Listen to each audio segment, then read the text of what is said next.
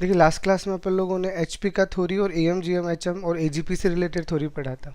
आज अपन क्या करते हैं, उन पर कुछ प्रैक्टिस कर लेते हैं ताकि आपकी क्लैरिटी ज़्यादा अच्छी है।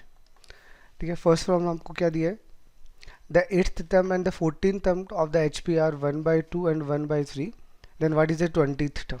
आपको क्या निकालना है, उसका 20th टर्म निकालना है। तो ऐसे क्वेश्चन के लिए मैंने आपको क्या बोला था, एचपी दिया गया है लेकिन आप एपी की तरह सोचो। तो अगर आप एपी की तरह सोचोगे तो एट्थ टर्म, तो एट्थ टर्म आपको कितना दिया गया है, 1/2 का रिवर्स करोगे तो कितना आएगा 2। और जिसको अपन एपी के अकॉर्डिंग अगर लिखेंगे तो क्या लिखेंगे, अरे एपी, अब ये अपन ने ऐसे लिखा है तो एपी के अकॉर्डिंग लिखना पड़ेगा। ठीक है, पहले तो मैं लिख देता हूँ। देखो एट्थ टर्म आपको कितना दिया गया है 2, और उसके अलावा आपको 14th टर्म आपको दिया गया है 3। ये हमें पता चल गया।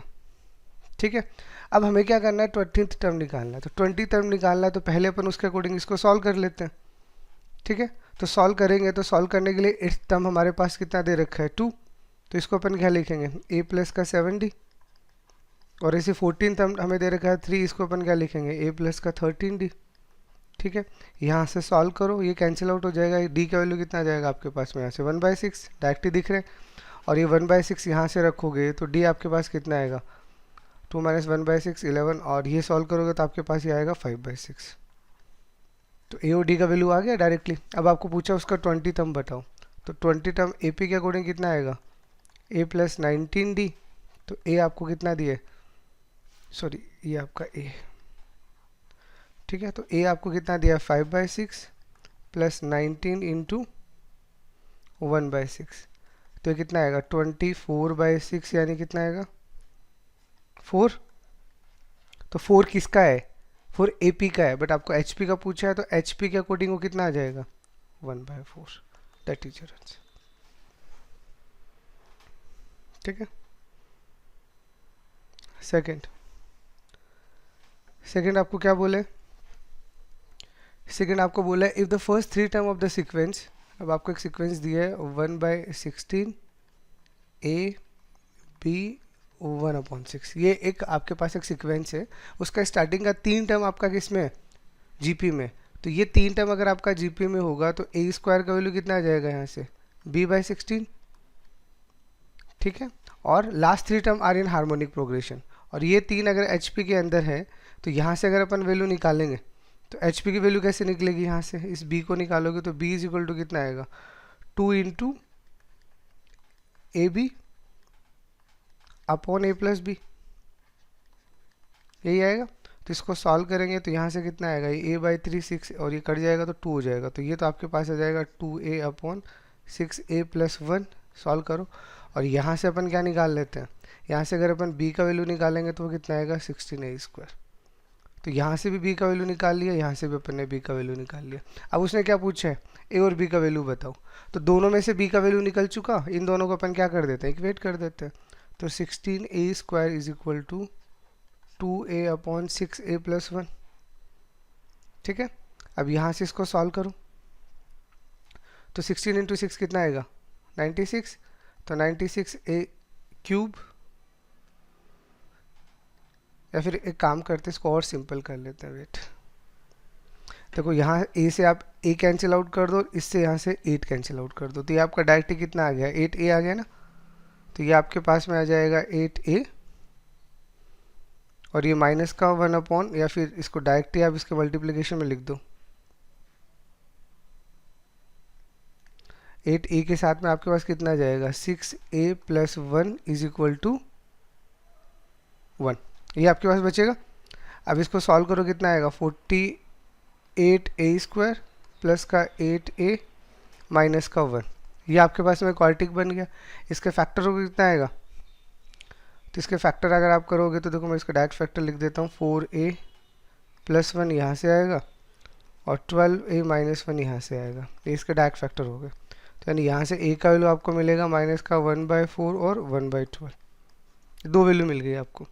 अब आपको b चाहिए, तो b अब डिपेंड करता है आप a क्या लेते हो। तो a का वैल्यू अगर आपने माइनस का 1/4 लिया है तो b कितना आएगा, तो रख दो, यहाँ रख दो।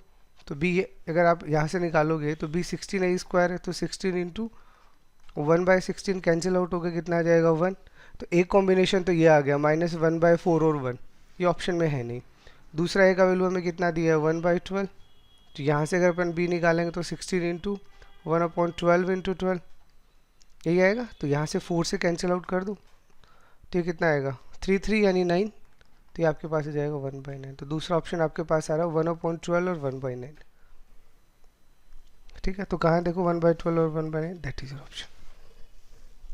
ठीक,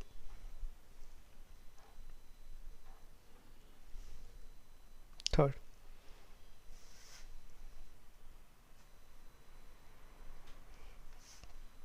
तो देखो थर्ड प्रॉब्लम में आपको क्या दिया है,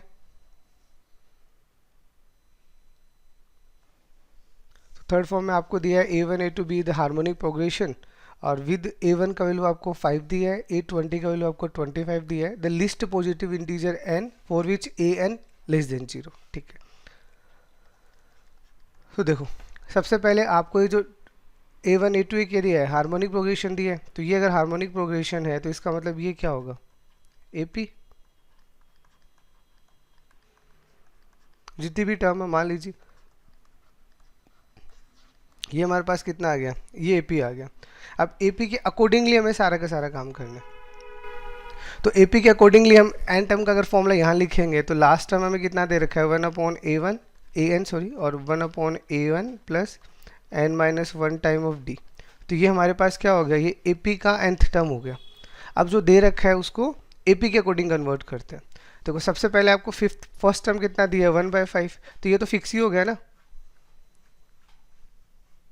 इसको जब आप रखोगे तो फर्स्ट टर्म आपको पहले से ही पता है कि ये 5 है, रेसिप्रोकल करोगे तो 1/5, तो यहाँ पर डायरेक्ट 1/5 रख देते हैं। और 20 आपको दिया है 25 है, तो ये 20 वाला टर्म मैं यहाँ रखूँगा तो ये कितना आएगा 1/25 इक्वल टू 1/5 प्लस का 19d।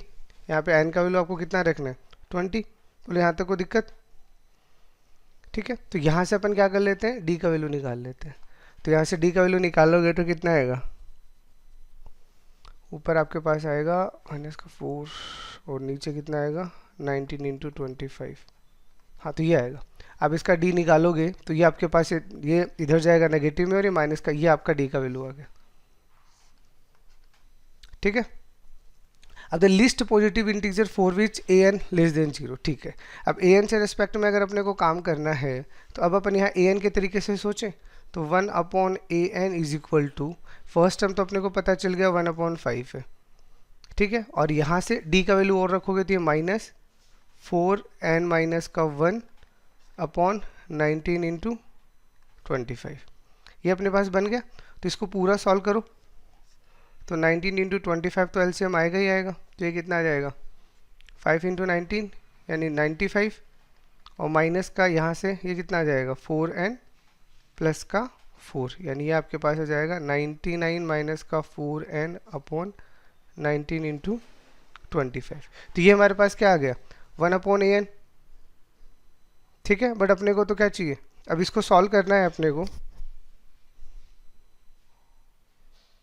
ठीक है, अब अपने को क्या बोला है, अपने को बोला है कि अब जो भी an का वैल्यू है वो नेगेटिव आना चाहिए, दिस इज मोर इम्पोर्टेंट।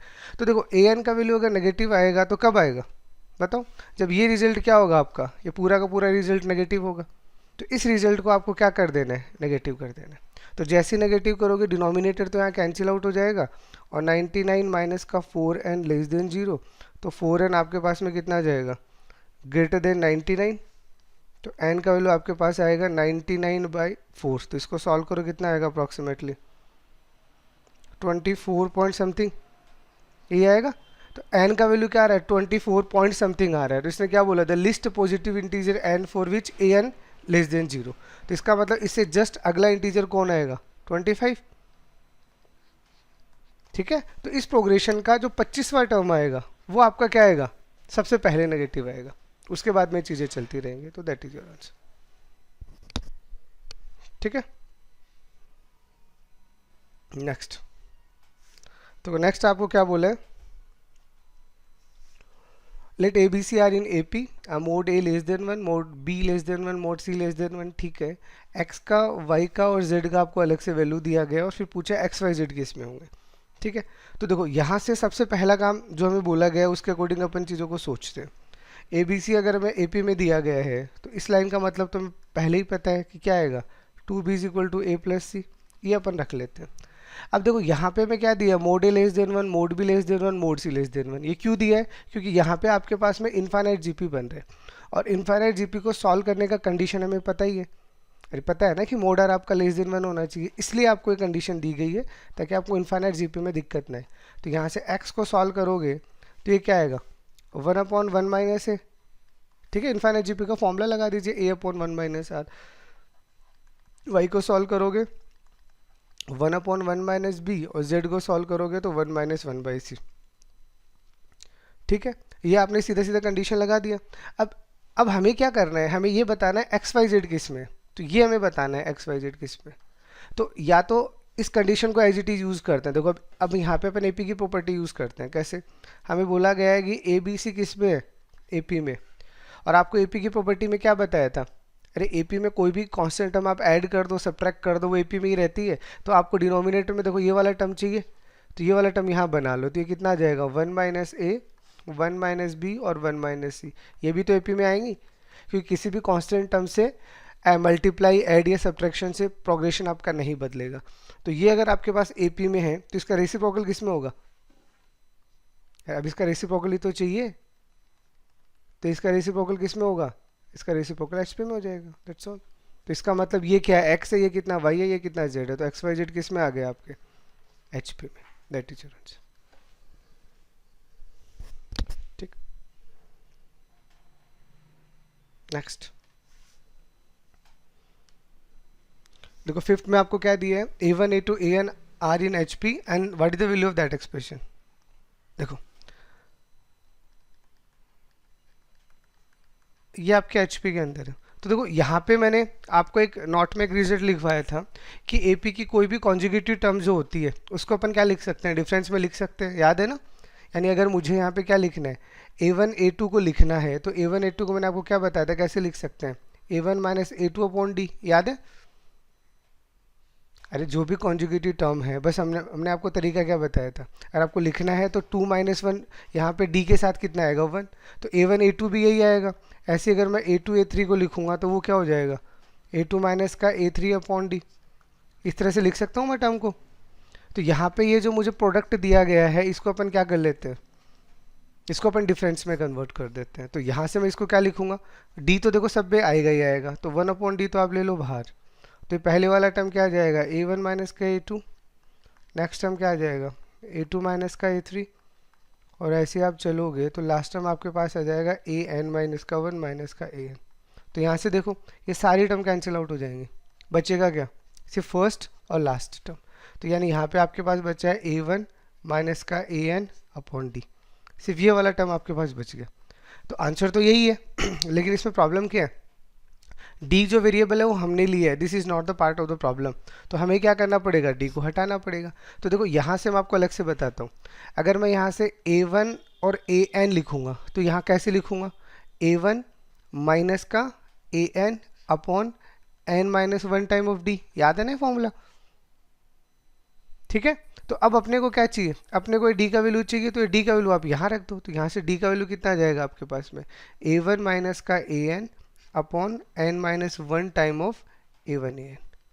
तो ये वैल्यू अपन यहाँ रख देते हैं। तो यहाँ पे रखेंगे तो देखो ए वन माइनस का ए एन अपॉन ये ए वन माइनस का ए एन, तो यहाँ आ जाएगा और ये वाला टर्म आपका ऊपर चला जाएगा। ठीक है, तो ये कैंसिल आउट हो गया, तो आपका फाइनल आंसर यहाँ से कितना आएगा, n minus one a one A n. That is your final answer. तो उस प्रॉपर्टी की वजह से ये क्वेश्चन काफ़ी सिंपल तरीके से हो गया। अगर आपको याद है तो आप इसे डायरेक्टली लगा सकते हो। ठीक है, नेक्स्ट। तो नेक्स्ट आपको क्या दिया है, ये सिंपल आपको एक इक्वेशन दिया है और आपको बोला है कि बताइए एक्स वाई जेड किस में। तो ठीक है, सबसे पहले इस इक्वेशन को सिंप्लीफाई कर लो। तो देखो x square plus nine y square plus का 25 जेड स्क्वायर इक्वल टू, अब इसको सॉल्व करोगे तो यहाँ 15 के साथ आएगा वाई जेड, 5 के साथ आएगा एक्स जेड और 3 के साथ आएगा एक्स वाई। ये आ गया हमारे पास। अब ये सारा का सारा टर्म इधर ले आओ।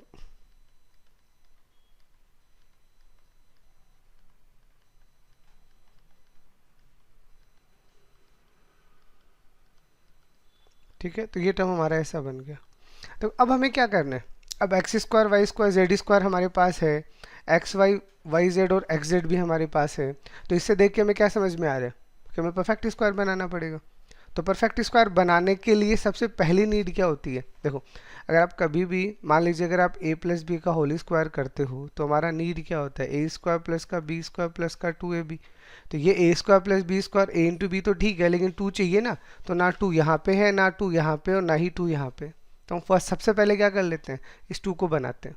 तो इस 2 को बनाने के लिए अपन क्या करते हैं, इस पूरी इक्वेशन को 2 से मल्टीप्लाई कर दो। तो ये कितना आ जाएगा, twice of x square plus 18y square plus का 50 जेड स्क्वायर माइनस का 30y जेड माइनस का 10x जेड और माइनस का 6xy।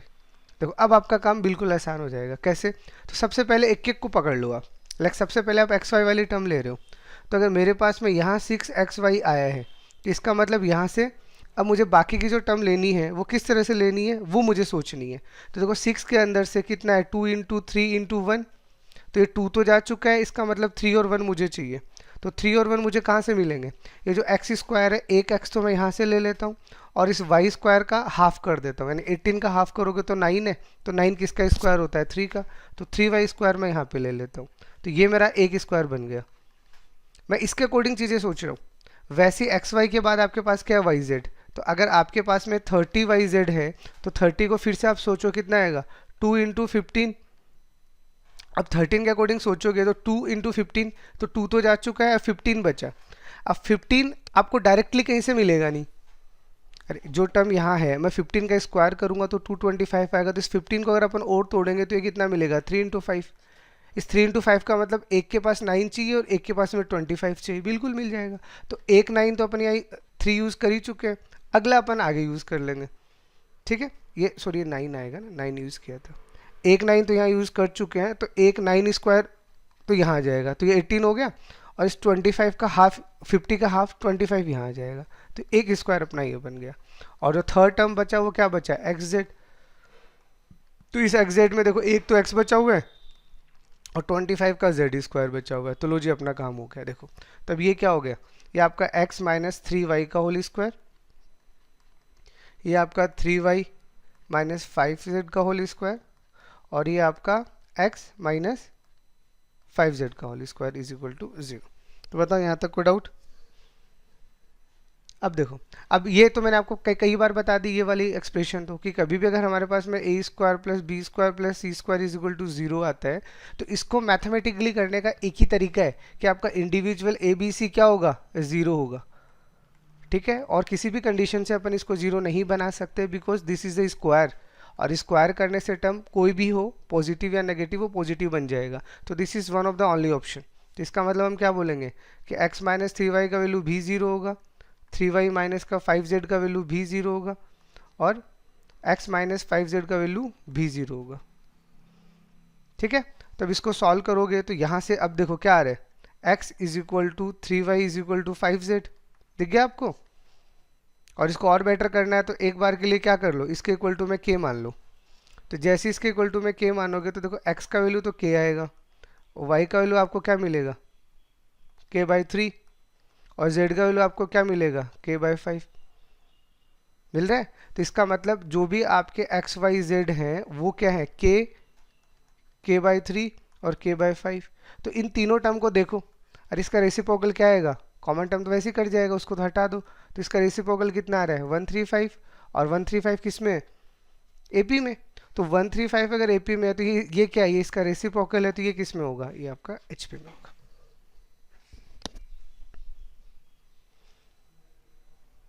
ठीक है, देखो और बताओ कोई दिक्कत। नेक्स्ट देखो, नेक्स्ट प्रॉब्लम आपको क्या दिया है। ठीक है, ये अप टू इन्फिनिटी तक ये पूरा का पूरा एक आपका सीरीज है, और ये आपको क्या करना है, इसका वैल्यू आपको निकालना है। ठीक है, ये यहाँ पे प्रोडक्ट है, प्रोडक्ट है, तो आपको क्या करना है, इसका वैल्यू निकालना है। 2 into 1/4, 4 into 1/8, 16, 1/32 and so on. तो देखो सबसे पहले बेस की बात करते हैं, तो बेस तो सबका 2 बनाया जा सकता है, और अगर बेस सबका सेम है तो पावर को हमें क्या करना है, ऐड ही तो करना है। तो यहाँ तो 1/4 आना ही आना है, प्लस यहाँ पे ये क्या आ जाएगा 2/8, यहाँ पे कितना आ जाएगा, अरे ये आपके पास 4, सॉरी है ना, ठीक है, ये आपके पास 2/8 आ जाएगा। और इसको क्या लिखेंगे, एक टर्म मिस कर दिया, सॉरी यार, एक मिनट, ये क्वेश्चन में क्या 2 4 के बाद में एक टर्म 8 है, तो यहाँ पे एक टर्म आपके पास आएगा 8⁻1/16 एंड सो ऑन। तो ये एक टर्म और आप यहाँ पे मेंशन कर दीजिएगा, वो मिस हो गया, सॉरी, ठीक है। तो इसकी वजह से 1/4 है, 4 की वजह से आपका कितना आ जाएगा 2/8, और इस 8 की वजह से कितना आ जाएगा 3/16, ठीक है। और इसकी वजह से कितना आ जाएगा 4/32 एंड सो ऑन, इस तरह से चलेगा। तो इस पावर के अंदर जो भी टर्म है आप उसको देखो, वो क्या दिख रहा है आपको, एजीपी दिख रहा है। अरे अगर मैं सिर्फ इस पावर वाली टर्म को मान लो मैं एस मान लेता हूँ, तो ये मेरे लिए एस है, तो ये कितना है 1/4 2/8 3/16 एंड सो ऑन। तो अब इसको सॉल्व करने के लिए अगर डायरेक्ट फॉर्मूला याद है तो आप डायरेक्ट लगा दो, नहीं तो बेटर तो मैंने आपको पहले ही बोला था इसको सॉल्व करो। तो सॉल्व करने के लिए क्या लेंगे आर, तो आर कितना आ रहा है देखो 1/4 1/8 1/16 1/2 आ रहा है, तो इसको 1/2 से मल्टीप्लाई कर देते हैं। तो जैसे इसको 1/2 से मल्टीप्लाई करेंगे ये 1/8 आएगा, ये हमारे पास कितना आ जाएगा 2/16 आ जाएगा एंड सो ऑन, ठीक है। अब इनको सब्ट्रैक्ट करो, तो जैसे सब्ट्रैक्ट करोगे तो 1 माइनस हाफ करोगे तो 1/2 एस आ गया, ये आपके पास में 1/4 प्लस, अब इसको सॉल्व करोगे ये 1/8, ये आपके पास में 1/16 एंड सो ऑन, ठीक है। तो ये क्या है आपके पास में 1/2 एस इज इक्वल टू, अब यहाँ से देखो जो भी आपका एपी है वो स्टार्टिंग से देखो ये 1/4 है, ये 1/8 है, ये 1/16 है, तो ये तो पूरा का पूरा ही क्या बन रहा है आपका जीपी बन रहा है। तो आप चाहो तो पूरे पे ही लगा दो,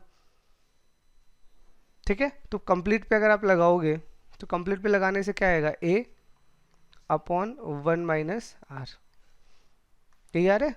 तो ए आपका 1/4 और आर आपका 1/2 आ ही रहे, तो यहाँ से कितना आ जाएगा 1/2 s is equal to 1/4 into 2, तो ये 2 से 2 यहाँ कैंसिल आउट हो गया, तो एस का वैल्यू कितना आ जाएगा 1, और एस का वैल्यू 1 आएगा, तो हमें तो यही तो निकालना था 2⁻s, तो एस की जगह 1 रख दीजिए, तो फाइनल आंसर कितना आ जाएगा 2, दैट इज आंसर।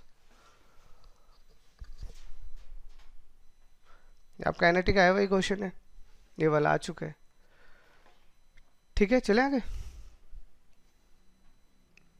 नेक्स्ट आपको दिया था सम ऑफ द इन्फिनिटी, ठीक है। ये इसमें इन्फिनिटी टर्म है और इसका सम निकालना है, तो देखो s इज इक्वल टू में क्या दिया 1 + 2/3 6/3² 10/3³ एंड सो ऑन, ठीक है। ये दिख रही है आपको एजीपी, देखो ऊपर वाले टर्म को अगर अपन देखते हैं तो ऊपर वाले टर्म के अकॉर्डिंग सोचो 2 6 10, तो ये हमारे पास क्या बन रहा है एजीपी, ठीक है। और नीचे 1/3 क्या बन रहा है जीपी, तो ये आपके पास क्या है, ये आपके पास एजीपी है, तो कोई प्रॉब्लम नहीं है। तो इसमें आपका आर कितना आ रहा है 1/3, तो 1/3 से इसको मल्टीप्लाई कर दो 1/3s, तब इसको 1/3 से करोगे तो ये यहाँ आ जाएगा, इसको 1/3 से करोगे तो ये आपके पास ये टर्म बन जाएगा, इसको करोगे तो ये टर्म बन जाएगा एंड सो ऑन।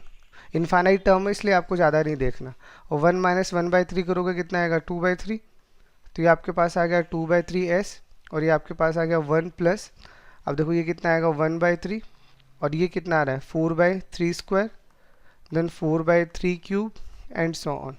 तो यहाँ से आपका क्या बन रहा है, यहाँ से आपका इनफाइनाइट जीपी बन रहा है, तो ये आपके पास आ रहा है 2/3s equal to this is what 4/3, और इस पे हम क्या करते हैं 4/3² कॉमन ले लेते हैं, तो यहाँ से क्या बचेगा 1 + 1/3 देन 1/3² एंड सो ऑन, तो this is 2/3s equal to 4/3 + 4/3², और दिस इज व्हाट 1/1 - 1/3, ठीक है। तो ये 4/3 4/3², ये 3 ऊपर चला जाएगा और 2 आपका नीचे आ जाएगा, तो 1 3 से 1 3 चला गया, 1 2 से 1 2 चला गया, तो कितना आएगा 6/3 यानी 2 है ना, तो यानी 2/3s इज इक्वल टू, अगर 2 है तो s का वैल्यू कितना आ जाएगा, तो s का वैल्यू आपका जाएगा 3, that is your final answer, ठीक है। नेक्स्ट आपको दिया है A1, A2, A3, A4, A5 be such that A1, A2, A3 are in AP। तो देखो A1, A2, A3 अगर ये AP में है तो यहाँ से A2 का वैल्यू कितना आ जाएगा, A1 प्लस का A3 अपॉन 2। ठीक है, फिर आपको बोला है A2, A3 और A4 GP में, A2, A3 और A4 अगर ये GP में है तो इसका मतलब क्या हुआ कि A3 का स्क्वायर आपका कितना आएगा, A2, A4। और फिर आपको क्या बोला है A3, A4, A5, A3, A4, A5 ये किस में है, ये HP में है तो यहाँ से A4 का वैल्यू कितना आ जाएगा, twice of A3, A5 upon A3 plus A5। ठीक है, ये हमें पहले से पता है। अब हमें क्या पूछा है, अब उसने पूछा है A1, A3, A5 किस पे, तो हम देखो किसको यूज लेते हैं। देखो यहाँ से A2 और A4 का वैल्यू हमें पता है तो हम यहाँ रख देते हैं। ठीक है, तो यानी A3 का स्क्वायर इक्वल टू यहाँ पे A2 का वैल्यू रख देते हैं तो ये कितना आएगा, A1 प्लस का A3 अपॉन 2 और यहाँ पे A4 का वैल्यू रखेंगे तो कितना आएगा, twice of A3, A5 upon A3 plus का A5। ठीक है, तो इस 2 से तो A2 कैंसिल आउट हो गया। ठीक है, और एक A3 से यहाँ से A3 कैंसिल आउट कर दो। ओके, तो यहाँ से आपके पास में A3 के साथ बचेगा क्या, A3 प्लस A5 ये तो इधर आ जाएगा और यहाँ A5 के साथ आपके पास बचेगा A1 प्लस का A3। तो ब्रैकेट खोलोगे तो क्या आएगा, A3 का स्क्वायर प्लस का A3 A5 is equal to A1 A5 plus का A3 A5। तो A3 5 से A3 5 कैंसिल आउट हो जाएगा और A3 square is equal to कितना आ गया, A1 A5। तो इसको देख के अब हमें क्या समझ में आ रहा है कि A1, A3 और A5 किस में है, GP में। ठीक है, तो यही पूछा है ना इसने, A1, A3, A5 बिल्कुल, तो दैट इज योर आंसर। ठीक है, नेक्स्ट। तो नेक्स्ट आपको दिया है A1, A2 up to A10। ठीक है, देखो ये जो टर्म है आपकी,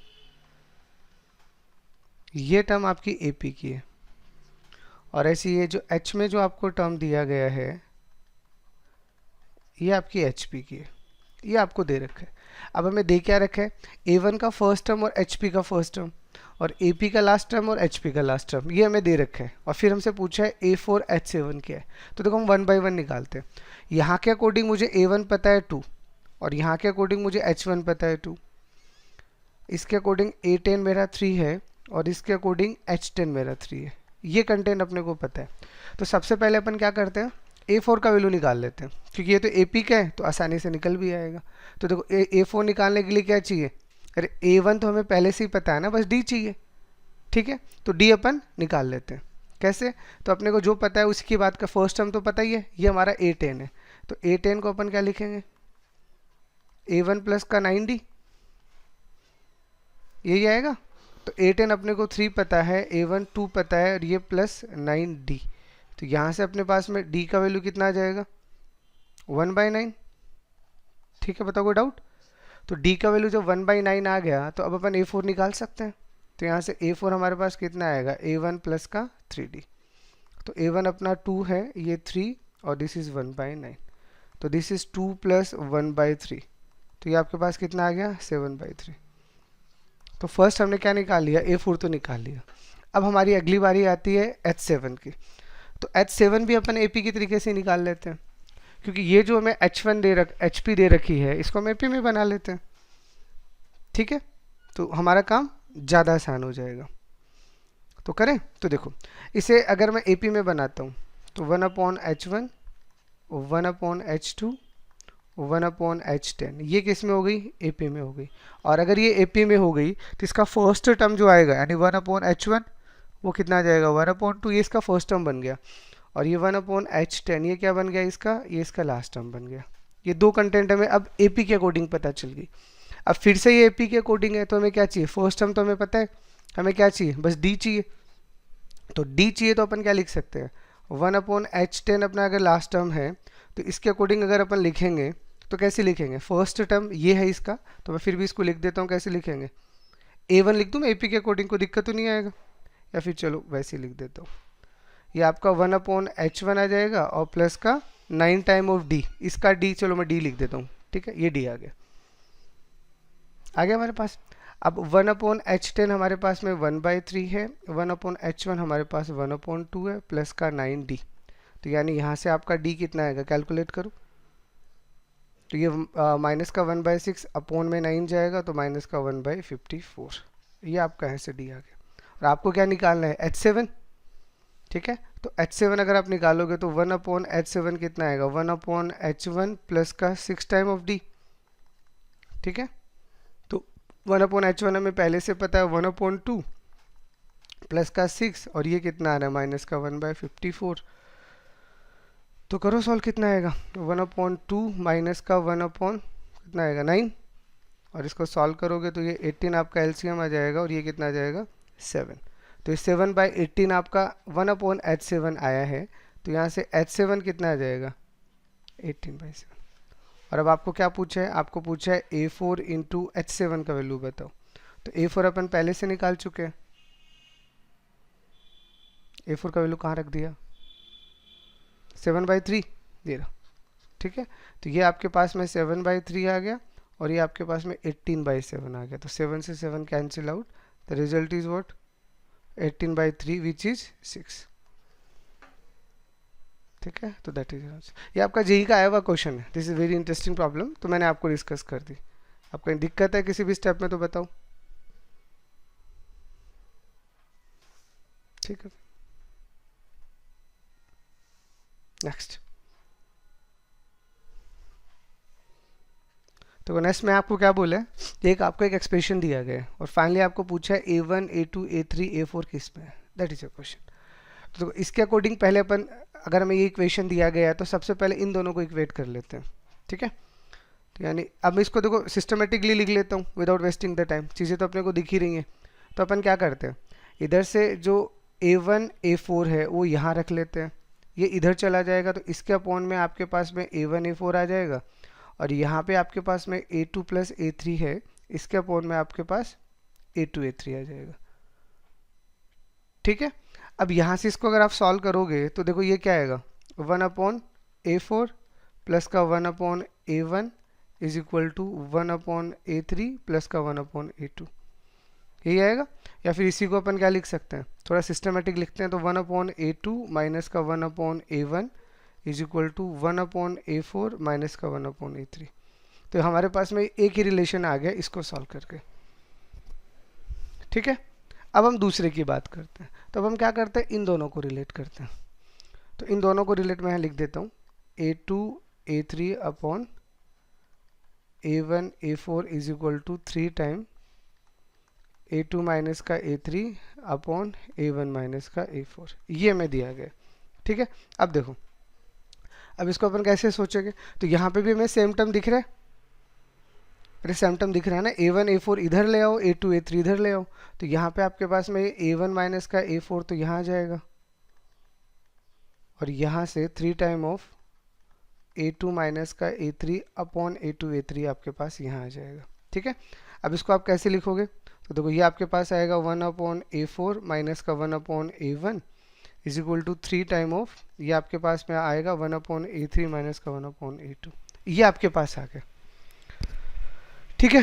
अब हमें बताना क्या है, देखो ये हमारे पास दूसरा रिजल्ट आ गया। अब थोड़ा सोचना है आराम से, हमें सोचना क्या है कि हमें बताना क्या है, हमें बताना है a1 a2 a3 a4 किस में।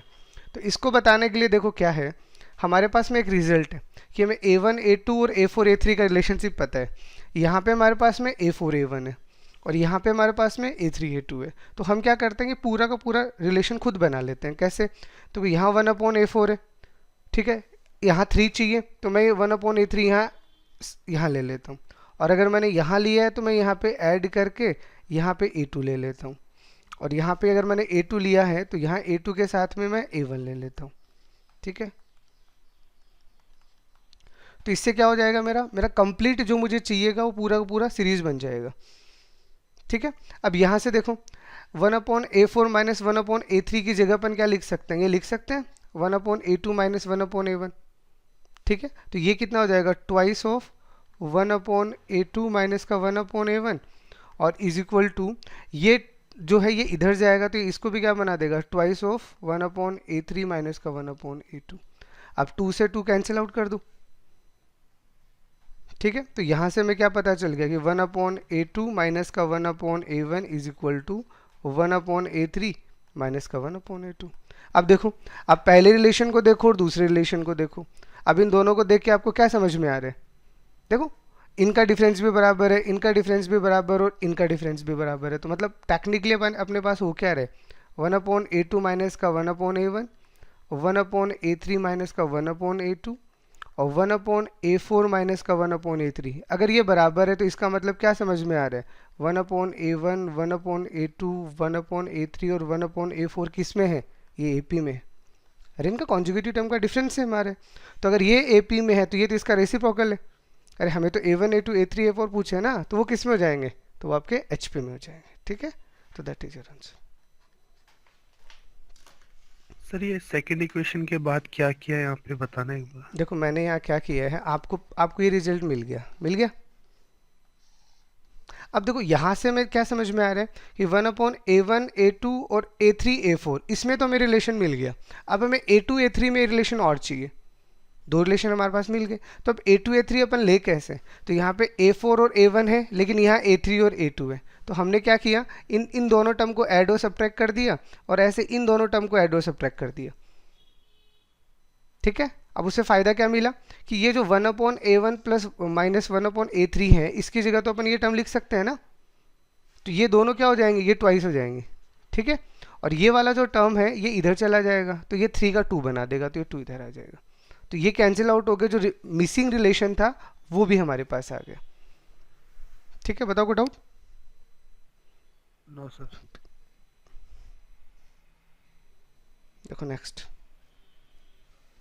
चलो अब ये 2-3 बैक टू बैक क्वेश्चंस मैं आपको करवा रहा हूँ। These are from AM and GM। देखो AM GM आपने पढ़ लिया, तो अब AM GM को हम यूज कैसे लेंगे उसको समझने के लिए मैं आपको 2-3 क्वेश्चन करवा रहा हूँ। देखो ये आपको दिया है x plus y plus z का वैल्यू आपके पास 1 है, XYZ आपके पास पॉजिटिव नंबर है और ये इस तरह से दिया गया है आपको कि 1 minus x 1 minus y 1 minus z आपका क्या less than equal to k time of XYZ है। तो बताइए k का वैल्यू क्या आएगा, ठीक है।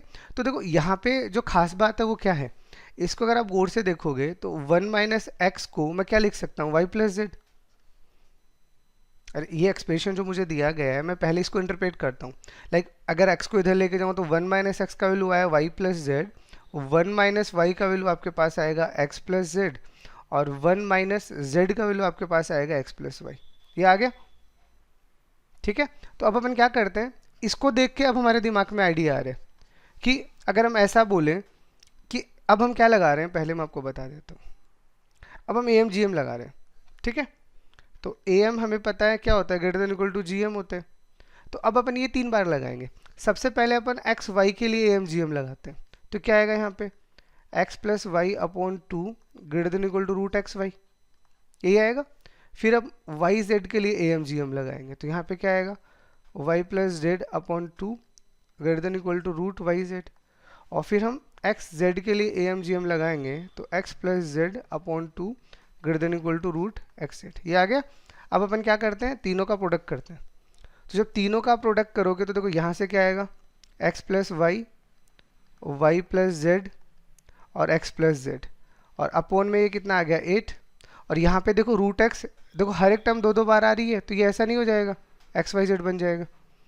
तो यानी ये क्या आ गया आपके पास में x plus y, y plus का z और x प्लस जेड आपके पास में इधर जाके कितना आ जाएगा 8xyz। और जो हमने देखा, क्या देखा कि x प्लस वाई की जगह अपन क्या लिख सकते हैं 1 माइनस जेड। तो यानी ये 1 माइनस जेड हो जाएगा, ये आपका 1 माइनस का x हो जाएगा और ये आपका 1 माइनस वाई हो जाएगा, जो कितना आ रहा है ये। अब जस्ट कंपेयर दैट, यहाँ पे k ही तो मिसिंग है तो k का वैल्यू कितना आ गया हमारे पास में 8। That is a final answer. तो AM GM का यूज़ बहुत ही परफेक्ट आपको यूज़ करना आना चाहिए। कुछ क्वेश्चंस मैं भी इसीलिए करवा रहा हूँ ताकि AM GM में आपकी क्लैरिटी है, ठीक है। दूसरा देखो, अब देखो this is again very interesting problem. क्या है पहले देख लो। आपको बोला है कि a plus b plus c का वैल्यू आपके पास 3 है, a b c all are positive, तो आप ये बचिए ए स्क्वायर बी क्यूब और सी स्क्वायर का वैल्यू क्या होगा।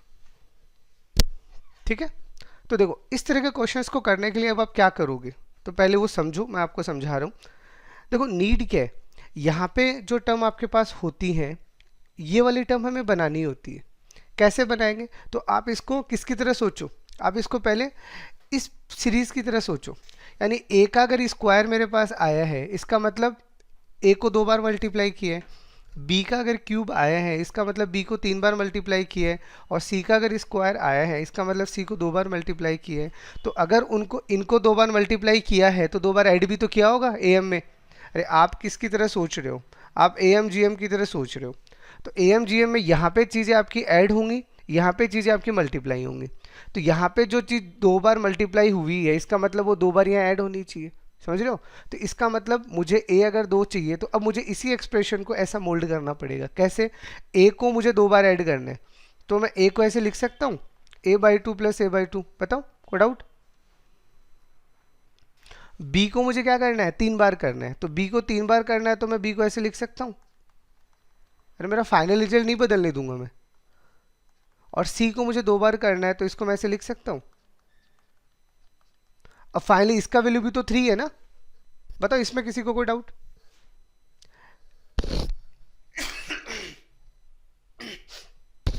ऐसा मैंने क्यों किया, क्योंकि मेरे पास अब मान लो फॉर एग्जांपल ये ऐसा होता a⁻3 b⁻4 और c⁻5 फॉर एग्जांपल, तो मैं इस a की जगह क्या लिखता, मैं a की जगह लिखता है ऐसा, क्योंकि मुझे इसे 3 पार्ट में ब्रेक करना है। b का पावर 4 है तो मुझे इसकी जगह लिखना पड़ता 4, तो b/4 समथिंग लाइक दैट। तो मुझे जो दे रखा है ना वैसा बनाना पड़ता है। अब ये मेरे पास कितना टर्म हो गया टोटल, अरे अब इसको टर्म की तरह काउंट करो ना, दिस इज 1 2 3 4 5 6 7। तो अब आपको ये 7 टर्म पे ए एम जी एम लगाना है। ठीक है, तो आप इस 7 टर्म पे ए एम जी एम लगाओगे तो देखो क्या आएगा, ये फर्स्ट टर्म, ये second term, third, fourth, fifth, sixth और 7।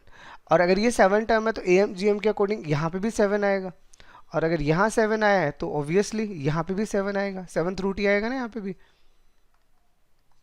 इन सब का प्रोडक्ट कर दो।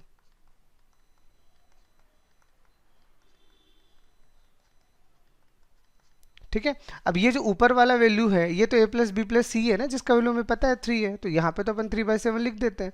और इस 7th रूट को हटाने के लिए क्या करते हैं, दोनों तरफ पावर 7 ले लेते हैं, तो ये 7 आ जाएगा।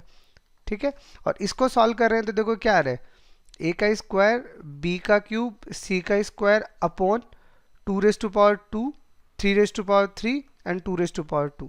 तो ये आप इधर ले आओ, तो ये इधर लेके आओगे तो देखो 2⁻2 3 ये 3 है, देखो 2⁻4 में डायरेक्ट लिख दूं, 2⁻4 ये यहाँ आ गया, ये 3 यहाँ पे है, 7 यहाँ पे है, तो 3⁻10 यहाँ आ जाएगा और अपॉन में 7⁻7 यहाँ आ जाएगा। और ये तो आपके पास है ही, तो इसका जो वैल्यू आपके पास मिला वो मैक्सिमम ये मिला 2⁻4 3⁻10 अपॉन 7⁻7। तो देखो क्या है दिस, तो दिस इज आंसर।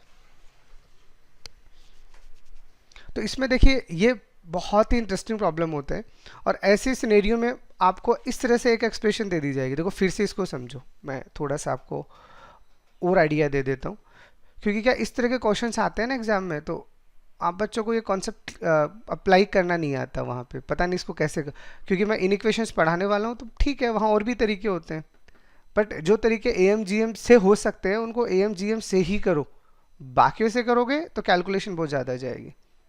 तो आप इसको एक बार ऐसे समझो, ये क्वेश्चन आपको समझ आ गया, तो मैं यही चीज़ एक बार समझाने के लिए बोल रहा हूँ कि मुझे बोला गया है कि a+b+c जो है a+b+c है, इसका वैल्यू मान लीजिए मुझे दिया गया है 4, सिर्फ समझना है इसको एक बार। अब मुझे बोला गया है कि आप बताइए a का पावर 3 b का पावर 2 और c का पावर 4 का मिनिमम वैल्यू या मैक्सिमम वैल्यू क्या होगा। जो भी इसने ग्रेटेस्ट वैल्यू पूछी है ना, तो this is the greatest value, क्योंकि इससे लेस देन इक्वल टू आएगा, तो इसका ग्रेटेस्ट वैल्यू क्या आएगा।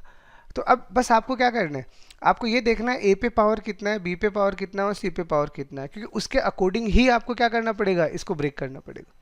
तो ए पे अगर 3 है तो आपको ए को 3 पार्ट में ब्रेक करना पड़ेगा, तो 3 पार्ट में ब्रेक कर रहे हो तो ये ऑटोमेटिकली a/3 हो जाएगा। ठीक है, b के पावर अगर 2 है तो इसका मतलब b को 2 पार्ट में आप ब्रेक कर रहे हो, तो ये b/2 और b/2 हो जाएगा। और c पे पावर 4 है तो इसका मतलब ये ऑटोमेटिकली क्या हो जाएगा, 4 पार्ट में ब्रेक हो जाएगा। बस इससे होगा क्या, ऐसा करने से आपके नंबर ऑफ टर्म्स कितनी होंगी वो अब आपको इंडिविजुअल काउंट करनी पड़ेगी। तो उसका तरीका क्या है, आप इन पावर्स को डायरेक्ट ही ऐड कर लो। अरे आप इन पावर को डायरेक्ट ऐड करोगे तो आपको पता चलेगा टोटल 9 टर्म बनेंगे। तो ठीक है, ऐसे 9 टर्म बन रही है, तो अब अपने को क्या करना है, 9 टर्म पे एमजीएम लगाना है। That is something like that. तो इसको देख लो, समझ लो, कोई प्रॉब्लम हो तो आप बताओ। अरे इस तरह के क्वेश्चन कब तो कर दोगे, फिर बिगिनर्स के लिए थोड़ी सी दिक्कत जरूर आती है, I know that very well. AMGM एक ऐसा कॉन्सेप्ट है कि अगर एक बार आपको अप्लाई करना आ गया ना, फिर आपको कहीं दिक्कत नहीं आएगी। ठीक है, नेक्स्ट आपको बोला if a b c d are in H P then what is the value of this, a b b c plus c d. तो ठीक है, एक तरीका तो मैं आपको पहले ही बता चुका हूँ कि वैल्यू मानो और करो, वो तरीका तो आपका अपना है, वो आप लगाइए और करिए। मैं इसको आपको लॉजिकल बता देता हूँ कैसे।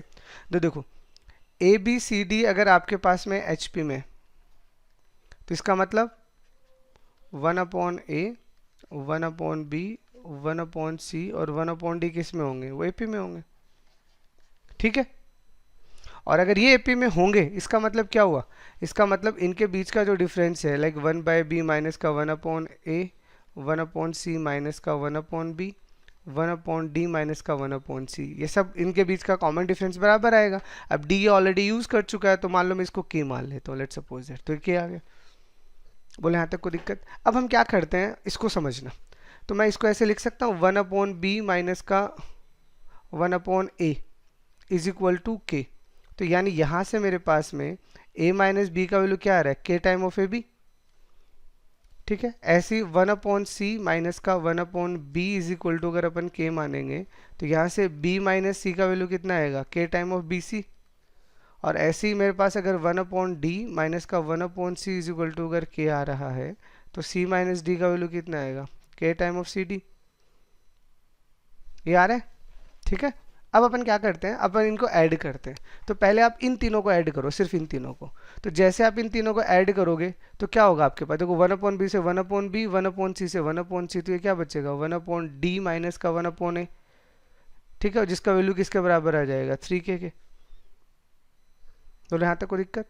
और ऐसे इसको सेपरेटली ऐड करूँ, तो इसको सेपरेटली ऐड करोगे तो ये आपके पास क्या आ रहा है a माइनस डी। तो a माइनस डी का वैल्यू क्या आ रहा है, k time of a b plus का बी सी प्लस का सी डी। ठीक है, तो अब यहां से हमारे पास क्या हो रहा है, दैट इज मोर इंपॉर्टेंट। इसको सॉल्व करके अपन क्या लिख सकते हैं, a minus d is equal to 3 time of k time of a d. देख लो, समझ लो आराम से, कोई दिक्कत हो तो बताओ। तो देखो ये भी a माइनस डी है, ये भी a माइनस डी है, सिर्फ समझना है इस चीज़ को। ठीक है, जो हमारे लिए ज़्यादा ज़रूरी है। अब यहाँ से हमने जो a माइनस डी का वैल्यू निकाला है वो क्या है, 3k a टाइम ऑफ ये वाला पार्ट। और यहाँ से हम क्या करते हैं, यहाँ से अगर अपन वैल्यू निकाल के रखने की कोशिश करते हैं या फिर कंपैरिजन देख लीजिए तो आपको खुद ही चीज़ें समझ में आ रही है। अगर आप इन दोनों को कंपेयर करते हो, देखो इसका लेफ्ट हैंड साइड अगर बराबर है तो राइट हैंड साइड भी तो बराबर होगा। तो राइट साइड अगर बराबर होगा तो k तो अपनी जगह, ये k ही रहेगा। लेकिन यहाँ पे अगर आप ये चीज़ देखते हो कि a b plus b c plus c d है, तो ये किसके बराबर आ रहा है, 3 टाइम ऑफ ए डी आ रहा है नहीं आ रहा, बताओ। अरे हमने क्या किया है, हमने एक ही एक्सप्रेशन को दो तरीके से लिखा है। एक तरीका तो ये था और एक तरीका ये था। यहाँ से हमने a माइनस डी का वैल्यू निकाला, यहाँ से हमने a माइनस डी का वैल्यू निकाला। लेफ्ट हैंड साइड बराबर है। अब राइट हैंड साइड को डायरेक्ट इक्वेट करो, k से k डायरेक्ट कट जाएगा आपका, तो a b plus b c plus c d का वैल्यू कितना आ जाएगा, 3 टाइम ऑफ ए डी। और यही तो हमें चाहिए था। ठीक है, या वैल्यू मान के कर लो एज यूजुअल। वैल्यू में एचपी में बस प्रॉब्लम ये आता है कि रेसिप्रोकल होता है तो कैलकुलेशन में थोड़ा अजीब लगता है। एपी और जीपी में वैल्यू मानना ज़्यादा आसान होता है। एचपी में अगर कोई क्वेश्चन कॉन्सेप्चुअली हो रहा है तो ट्राई इट। ठीक है, नेक्स्ट देखो, नेक्स्ट आपके लिए जो दिया गया, again this is the subjective problem of IIT JEE. ठीक है, अब इसमें जब सारी की सारी टर्म आपके पास आती है तो देखो चीज़ें कैसे होती है, पहले समझो। मैंने कोशिश किया है इसमें सब कुछ लेने का। ये आपको दिया है कि ए एक्स वाई जेड और बी, ये किस में है, ये एपी में, ये हमें दिया गया।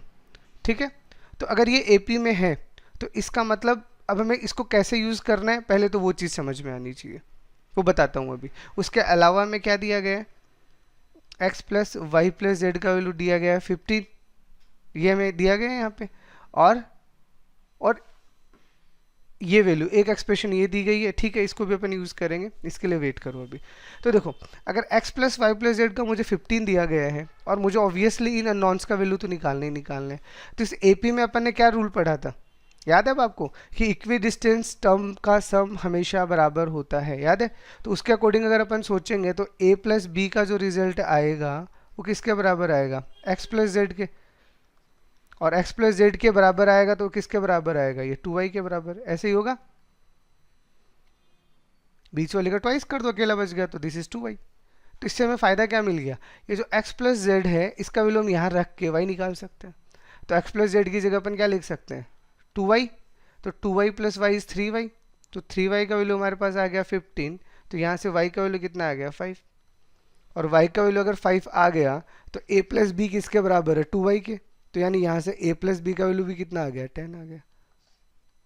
तो बताओ पहले इस वाली कैलकुलेशन में कोई दिक्कत, मतलब जो हमें दिया गया है सबसे पहले में जो दिया गया था वो दिया गया है कि ये टर्म्स हमारी एपी में है और एक्स वाई जेड का वैल्यू 15 है, तो यहाँ से हमने ये रिजल्ट्स निकाल लिए कि अगर ये टर्म एपी में है तो एपी की प्रॉपर्टी के अकॉर्डिंग ये सेटिस्फाई करेगा, और यहाँ से वाई का वैल्यू 5 आएगा और ए प्लस बी का वैल्यू 10 आएगा। ये दो कंक्लूजन हमने फर्स्ट रिजल्ट से निकाले।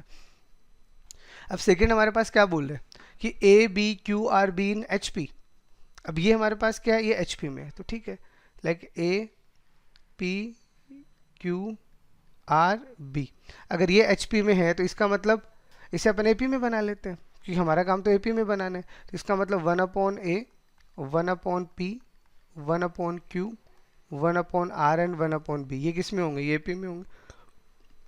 और अगर ये ए पी में होंगे तो जो ऊपर आपने प्रॉपर्टी लगाए हुआ आप यहाँ पे भी लगा सकते हो। इसका मतलब 1 upon a plus 1 upon b, 1 upon p plus 1 upon r, same इन दोनों का सम, इन दोनों का सम और इसका ट्वाइस ऑफ क्यू, ये भी बराबर होंगे।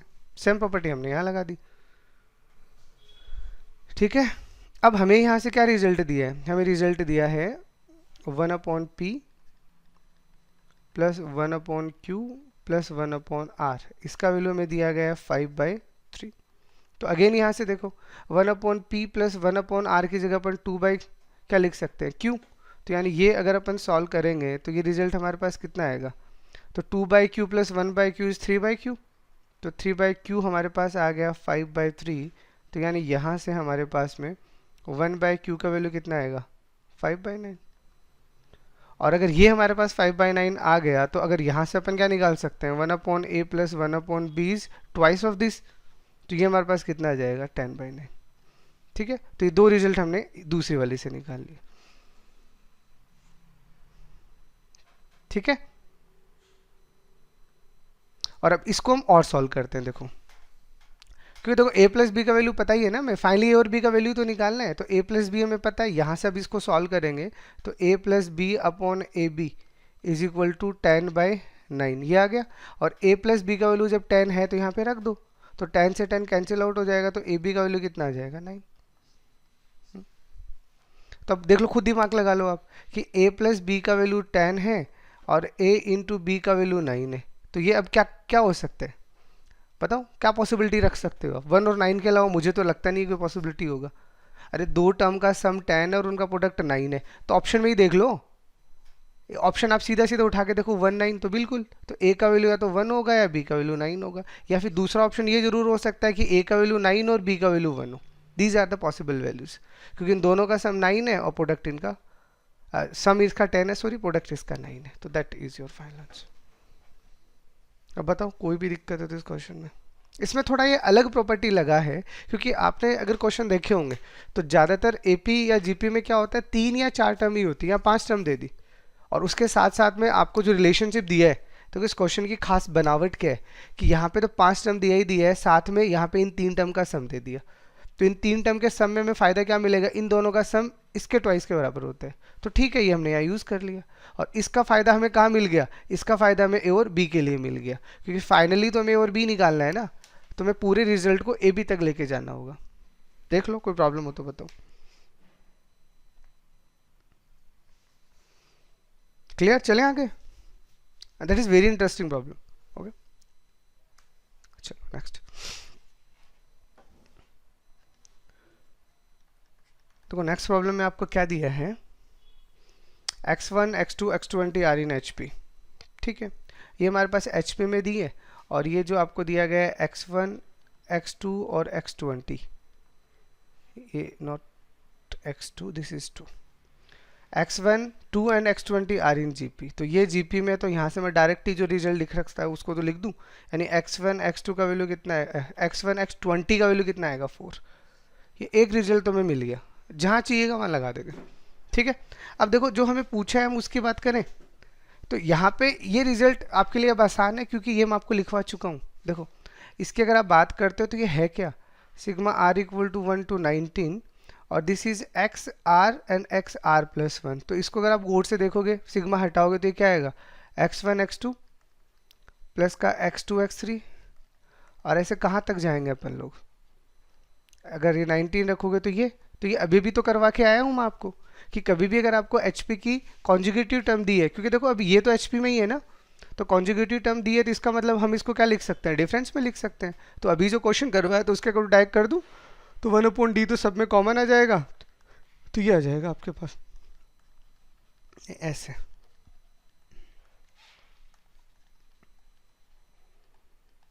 ऐसे आ गया। ये प्रॉपर्टी मैंने आपको अलग से हाईलाइट इसीलिए की थी because that is very important.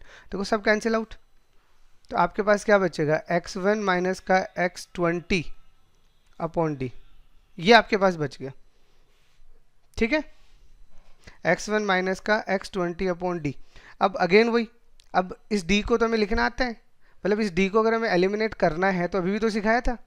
अरे इसी की जगह अपन क्या लिख सकते हैं, x1 x20, अरे अभी जो रिजल्ट लिखा था मैं डायरेक्ट लिख रहा हूँ x1 x20 and then n-1 यानी 19, यही था। अरे अभी जो मैंने आपको एक रिजल्ट लिखवाया था ना, पूरा कंप्लीटली सॉल्व किया था, तो या वापस पूरा सॉल्व करके बताऊं क्या किया मैंने यहाँ पे। ठीक है, तो x1 minus x20 upon D को अपन लिख सकते हैं 19 x1 x20, और x1 x20 का वैल्यू अपन पहले ही निकाले बैठे हैं, कितना है 4, तो दिस इज 19 इंटू 4, तो द आंसर इज 76। चलो बताओ किसी को भी कोई दिक्कत,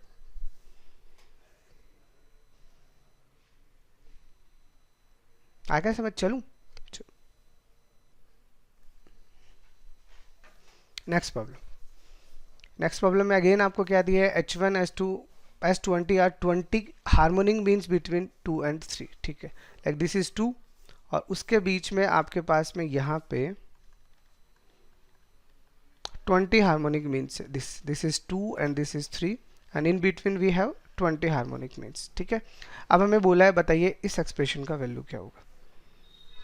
ठीक है, तो अब इस एक्सप्रेशन का वैल्यू निकाल लेते हैं। देखो अब हमारे पास में सबसे आसान चीज़ें पड़ी हैं, या तो आप इसे एपी की तरह सोच लो, काम खत्म। तो अगर इसे आप एपी की तरह सोचोगे तो ये 1/2 आ जाएगा, this is 1/h1, this is 1/h2, 1/s20 and this is 1/3। क्योंकि अगर ये HP में है 100% ये AP में होगा, इसमें तो कोई डाउट ही नहीं है हमें। तो अब अपन क्या करते हैं, इसी के टर्म में सारा काम करते हैं। तो इसी के टर्म में कैसे करेंगे, तो देखो h1 plus 2 upon h1 minus का 2 प्लस s20 प्लस 3 और अब s20 माइनस 3। तो देखो h1 है, अब इसको अपन इसी की तरह कन्वर्ट कर दें, तो इसमें से 2h1 ऊपर नीचे कॉमन ले लो। तो जैसे 2h1 ऊपर नीचे कॉमन लोगे तो मैं इसको सेम इसी फॉर्मेट में बना देता हूँ। देखो तो ये वाला ऐसा हो जाएगा, और इसको सॉल्व करोगे तो ये आपके पास में ऐसा हो जाएगा। सेम बना दिया अपन ने, ताकि यहाँ पे भी जो टर्म आए वो आपको AP वाला फील दे। ठीक है, तो फर्स्ट वाले से 2h1 कॉमन ले लीजिए, सेकंड से 3s20 कॉमन ले लीजिए, तो आपका जो टर्म बनेगा ये इस तरह से बनेगा। देखो, और इसी तरह से तो चाहिए हमें, क्योंकि यहाँ हम AP की तरह सोच रहे हैं, तो AP के लिए फर्स्ट टर्म तो ये है ही ना। ठीक है, तो अब अगर मैं इसको लिखना चाहूँ तो अपन इसको अब कैसे लिखेंगे, देखो 1/2 प्लस, अब 1/h1, तो यहाँ पे मैं AP की तरह अगर सोचूंगा तो 1/h1 मेरे लिए क्या है, A प्लस डी, यही है ना, D अपन निकालेंगे ना, यही आएगा। ठीक है, तो यानी इस 1/h1 की जगह अपन क्या लिख सकते हैं, 1/2 प्लस डी, और इसको सॉल्व करेंगे तो 1/2 और फिर फाइनली माइनस का 1/2 और माइनस का डी, ये नीचे आ गया प्लस। अब यहाँ पे 1/(H20), तो देखो ये जो H20 है इसको अगर मैं सोचता हूँ, एक बार समझना, देखो ये मेरा लास्ट टर्म है, ठीक है। अगर ये मेरा लास्ट टर्म है और मुझे 1/ST निकालना है, तो 1/H20 को क्या मैं ऐसे नहीं लिख सकता? सोच के बताओ मुझे एक बार, 1/3 माइनस का डी। अरे लास्ट टर्म अगर आपका 1/3 है तो इसमें से अगर आप डी घटाओगे तो यहाँ तक नहीं पहुंच जाओगे? बताओ, कोई डाउट है? ठीक है, तो चलो ठीक है फिर। तो ये 1/3 है, तो इसको अपन क्या लिख सकते हैं? 1/3 माइनस का डी, और ये आपके पास आ जाएगा 1/3, एंड दिस इज क्या लिखना है? माइनस का 1/3 प्लस का डी। तो क्या अपन इसको सबको डी की टर्म में ही बना लिया कैलकुलेशन थोड़ा आसान करने के लिए? तो दिस इज 1 प्लस डी, यहाँ 1/2 से 1/2 चला जाएगा माइनस का डी, प्लस यहाँ से सॉल्व करोगे तो दिस इज 2/3 माइनस डी, यहाँ 1/3 से 1/3 चला गया तो डी। तो ये हमारे पास कैलकुलेशन आ गया, ठीक है। अब इन दोनों में से क्या करूँ? आप डी एलसीएम ले लो, या तो ठीक है बेटर रहेगा। तो दिस इज वॉट 2/3 माइनस का डी, और यहाँ से -1 और माइनस का डी, ऐसे ही आएगा। तो 2/3 -1 इज वॉट? -1/3, तो दिस इज -1/3 माइनस का 2d/d, या फिर माइनस का 1/3/d अलग हो जाएगा और ये माइनस का 2 अलग हो जाएगा। अब हमें d निकालना है, तो d अब निकाल लो, अब कौन मना कर रहा है? तो d तो निकला पड़ा है, देखो ये रहा। या तो हमें फॉर्मूला आता ही है ना d का, अरे b माइनस a/n+1, यहाँ से डायरेक्ट निकाल लो d, ठीक है। या फिर दूसरा तरीका ये लगा दूं, अरे इसमें अब अपन AP की तरह सोच रहे, तो 1/3 माइनस का 1/2 upon this is what? This is 21, तो ये कितना आएगा आपके पास में? सोचो, अरे 1/3 माइनस 1/2 इज -1/6, क्या 6? आप एनसीएम लोगे 2 - 3, -1/126 आ रहा है। नहीं ये आपका माइनस का 1/ ये आएगा ना, ये गड़बड़ थोड़ी करती है, एक बार कैलकुलेशन देखो। ये सर 126। 126 ना, तो ये क्या आएगा? माइनस का 126 आएगा क्या? ऐसा आएगा? हाँ जी सर। ठीक है, कोई दिक्कत नहीं है। तो अब इस वैल्यू को रखो यहाँ पे, तो d आपका निकल चुका है, तो यहाँ रखोगे तो दिस इज माइनस का 123, दिस इज -126 माइनस का 2, तो यहाँ से कितना आएगा? 38 आएगा आंसर। कितना? 38। 38, एक मिनट देखो कहीं कैलकुलेशन मिस्टेक तो नहीं कर दिया ये। दिस इज 42, नहीं 42 माइनस का 2 आ रहा है ना, 40 आ रहा है ना, 38 थोड़ी आ रहा है। चलो 40, अरे माइनस माइनस तो प्लस हो गया ना, दिस इज 42, और 42 -2, ये -2 और भी तो रह गया, तो 42 -2 करोगे, दिस इज 40, ठीक है। तो आंसर इज 40 नॉट 38, देख लो। तो इसीलिए क्या है, एचपी हो या एचएम हो, उनको आप एपी की तरह सोचोगे तो चीज़ें ज़्यादा आसान होती है, क्योंकि एपी में क्या होता है, बच्चे बहुत जल्दी पकड़ कर जाते हैं, उनको दिक्कत भी नहीं आता ज़्यादा सोचने में, ठीक है।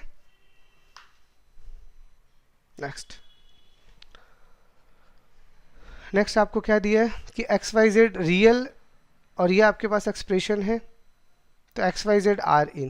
देखो ये क्वेश्चन तो अभी अपन ने सेम ही किए, अब आपके सामने वो करने के बाद मुझे नहीं लगता इसमें दिक्कत आएगा आपको।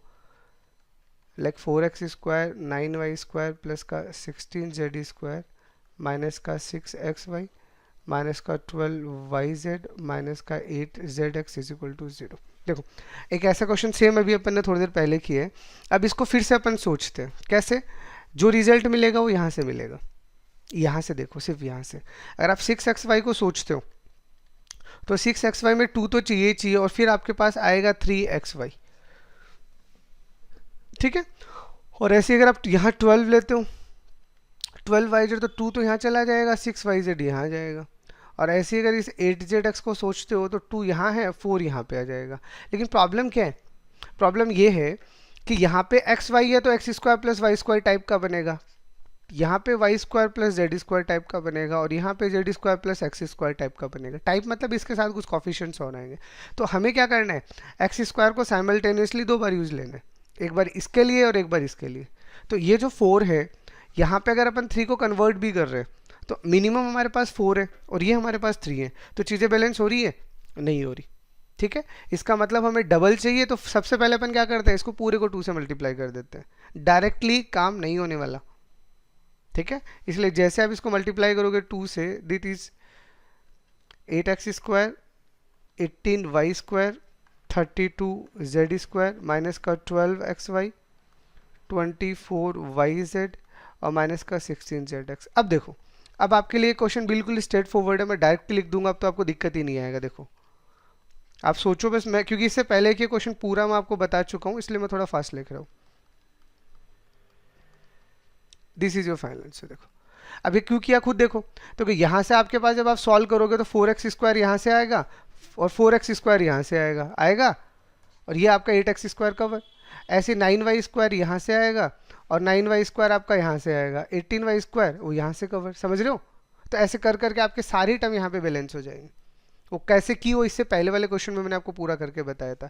तो ठीक है, अब इसको करने के लिए आपको तरीका क्या बताया, इन तीनों को 0 होना पड़ेगा और तीनों को 0 होना पड़ेगा, इसका मतलब 2x 3y is equal to 4z और इसको आप k मान लो। तो इसका मतलब x का वैल्यू कितना आएगा k/2, y का वैल्यू कितना आएगा k/3 और z का वैल्यू कितना आएगा k/4।